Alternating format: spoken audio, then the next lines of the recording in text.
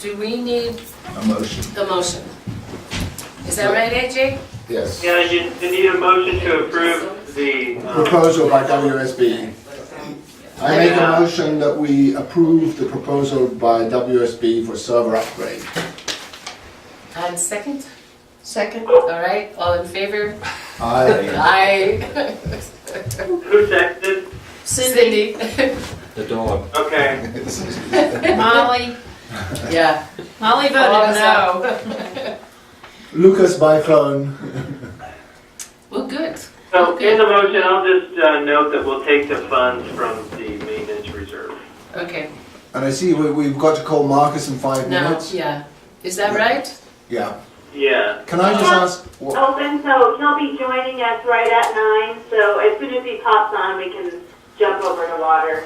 so I have a question about Lloyd's, Mr. Lloyd's, Yes. Oh, yeah, let's do that, yeah. His Yeah. testing, is his that? testing. So we made a second visit to Dr. Dean, and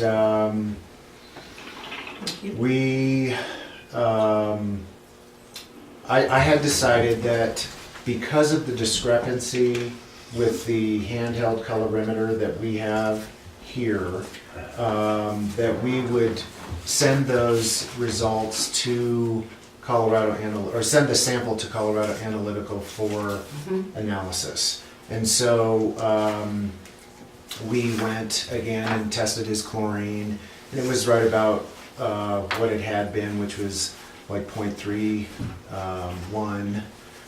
0.32 in that area, very close to what we treat at the entry point at well 18.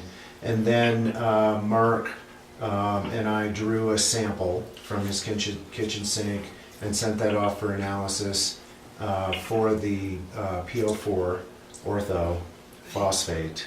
And we also drew a raw sample from well 18.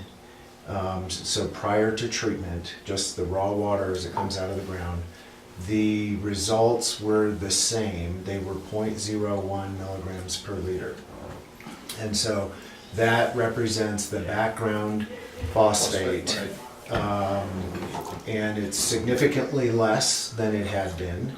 And I think that that is probably a result of, at that time, we had been feeding the Sequest down the wellhead, and so there must have been some residue when we did the raw sample, because the most recent raw sample is much lower. That sample in 2010 was 0.22, and the most current sample is 0.01. And so for Dean Lloyd, he has these results? Those results were sent to him via email as soon as we received them, and the visit went quite well. He was very happy with the progress and the discussion that we had regarding where we're at and the soda ash implementation. So at least, in my opinion, the visit went well. Good. And we followed up and gave him the information he requested.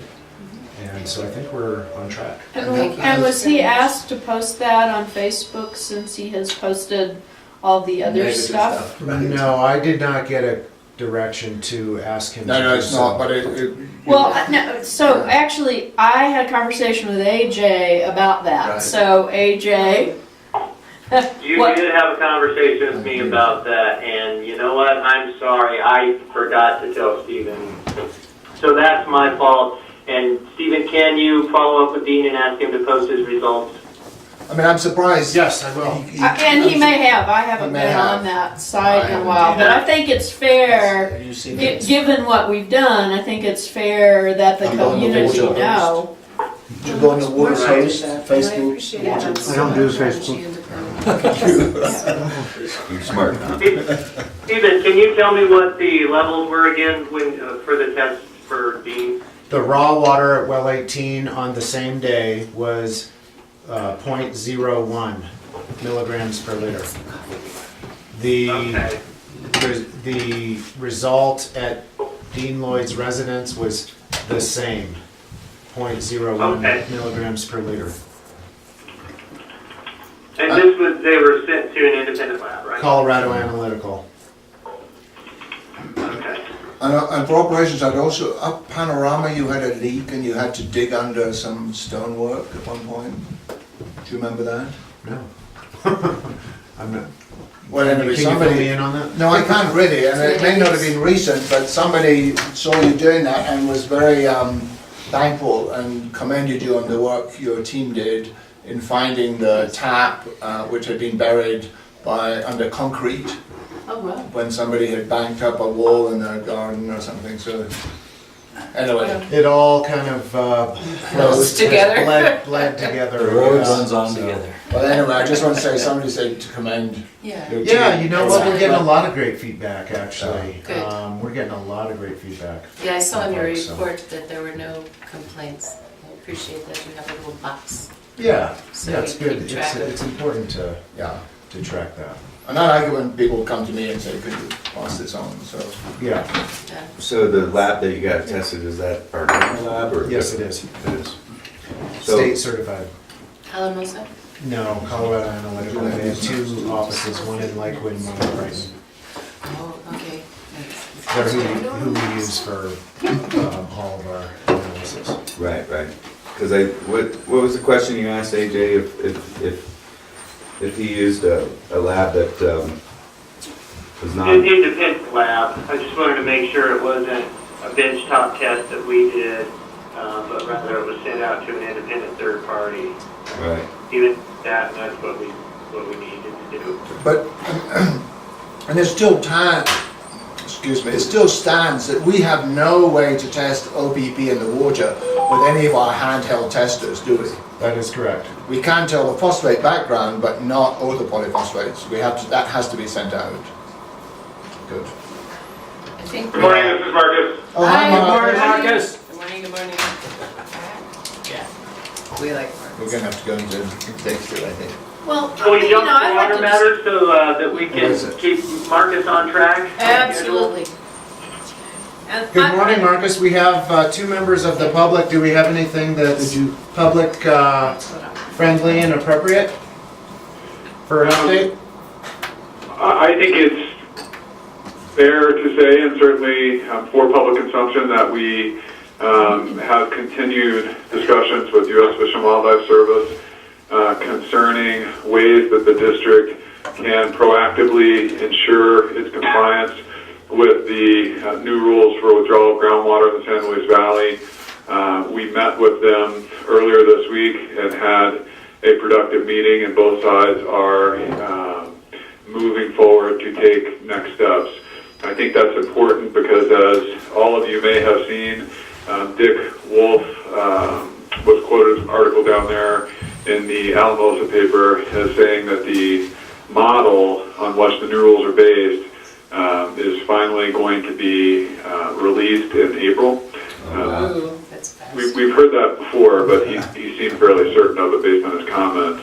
At that time, the San Luis Valley Advisory Committee, of which both Meg Estep and Kendall, my partner, are members, will begin meeting again with the intent of finalizing those rules.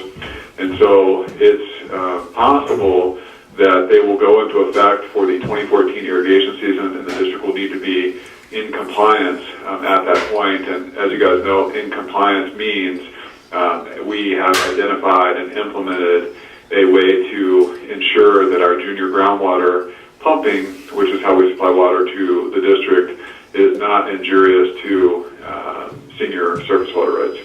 So I think that's a procedural update that's certainly appropriate for the folks who are there, and happy to answer any questions about those comments.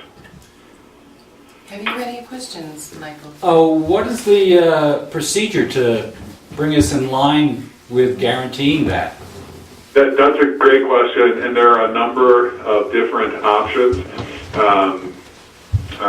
extending from a purchase of water rights from the United States to some protections that are built into the existing water service agreement. And that, Michael, is in fact the exact subject of the conversation that we had with U.S. Fish and Wildlife earlier this week, as to explore those alternatives and see which of them, is in the district's best interest and mutually acceptable to the district and U.S. Fish and Wildlife both. So that would have to be decided pretty quick then. Is that? Yeah.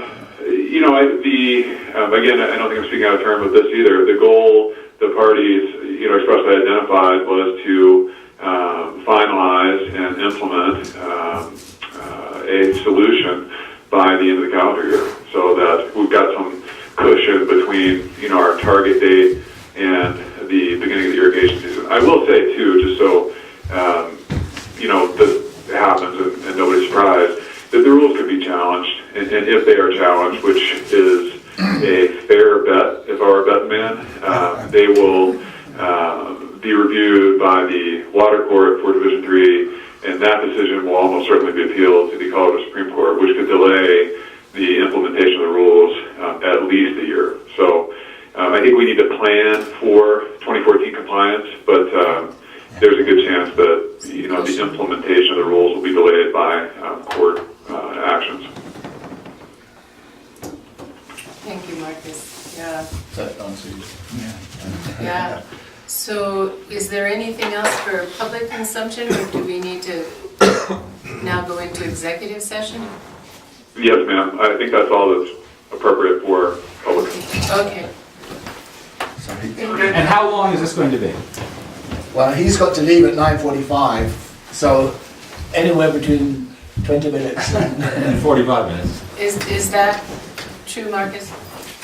Yes, ma'am, and I appreciate you guys accommodating me. Kendall's grandmother passed away, and I'm covering a bunch of stuff for him this morning. He's on his way to Idaho for her funeral, so I appreciate your flexibility with me. Absolutely.